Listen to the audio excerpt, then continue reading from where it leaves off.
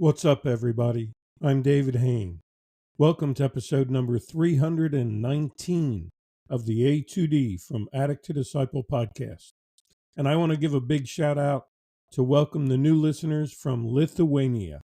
That brings the total of countries reached up to 82. Thank you so much as you guys continue to like and share this with your friends around the world. If you'd like to get our curriculum, you can get the paperback or ebook of From Ashes to Destiny on Amazon. Today's episode again is number 319, and it's entitled Clean Out Your Attic. So, what do I mean by clean out your attic? Well, let's go through a couple of questions to get us started. Are you in a place where you should be dealing with your stuff? The stuff that you boxed up and put in the attic, so to speak. And I'm not talking about actual stuff, I'm talking about emotions and feelings. Are you in a lifestyle of never dealing with your stuff? Are you one who simply suppresses your thoughts and feelings and you've been brought up to push them down intentionally as that's what's expected of you? Maybe you're a young man and you were taught as a boy not to cry, not to show your feelings. Have you done it so long that you're not even aware of doing it? So you're not intentionally suppressing your feelings, but it's just become your lifestyle, and you're actually unconsciously repressing your feelings. And some of you out there right now might even be denying it and saying, hey, that's not me. I deal with them. I just choose different times and different ways than you. Well, whatever your answer is, it's time to clean out your attic. You may have been someone who packed up your stuff, put it in the box in the attic. Your everyday life seemed to get a little bit easier because you didn't have to look at your stuff every day. You didn't have to think about your stuff. Maybe you simply choose certain negative emotions to put in a box and put in the attic. So it's your way of dealing with anger and bitterness and resentment, all that stuff that bothers you. Or perhaps you're one who says, well, I put my stuff in the attic because I'm just not ready to deal with it now. I have full intention of going back at some day when I know I'm ready to deal with it. But for now, I don't even want to think about it. But I want to ask you, what happens when someone else finds the box in your attic, so to speak, looks inside, and brings up the topic all over again? We've all been in that place where we've been suppressing something, we've been repressing some emotion, only to have someone ask us that question or make that comment, or be watching a show or a movie and be reminded of it, and there it is bubbling up in our faces again. Well, why do people put stuff in the attic in the first place? Let's look at actual stuff that people put in the attic. It could be to hide it or conceal it, or to put it up there so no one else who comes to visit has to see it. And it gives us that opportunity of controlling who talks about it and when they would choose to talk about it. Because if no one else can see it, they may not bring it up by observation, so to speak. So when I ask you, did you store your emotional baggage in the attic? Did you box it up and put it up there thinking that that was the way to feel like you're not bringing your baggage with you because you've been told to put down your baggage? So you thought it was a good thing. But the attic isn't just a place to box up and put stuff away. It actually becomes this place that preserves old things exactly as they were. But not all of us are ready to deal with them later. So this stuff that you have boxed up in the attic could actually become a time capsule of bad memories and negative emotions. Yikes.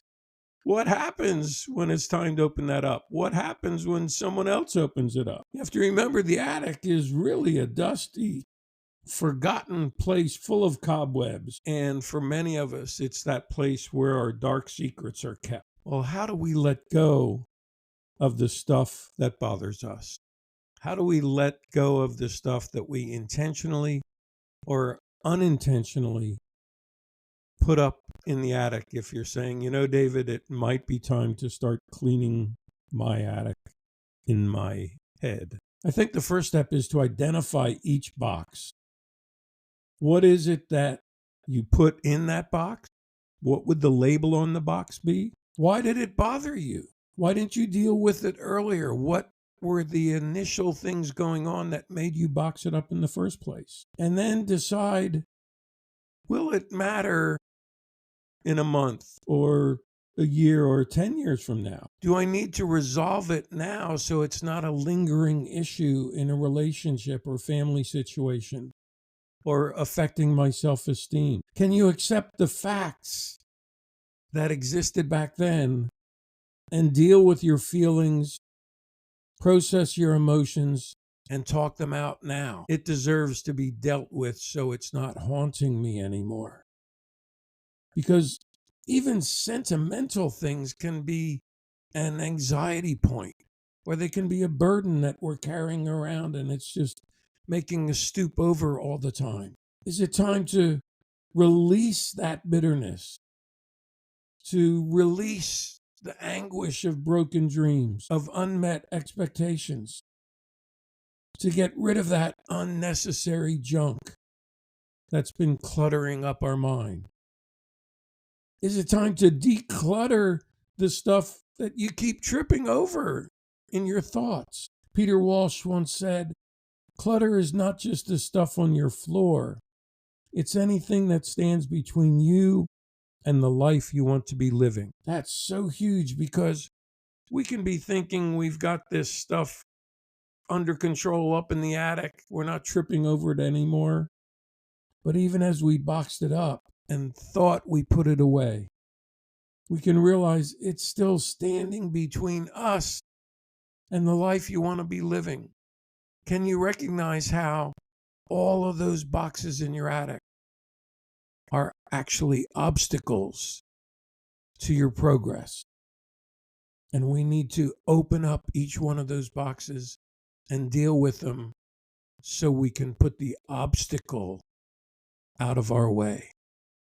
And think about the attic, an actual attic. It's typically full of cobwebs.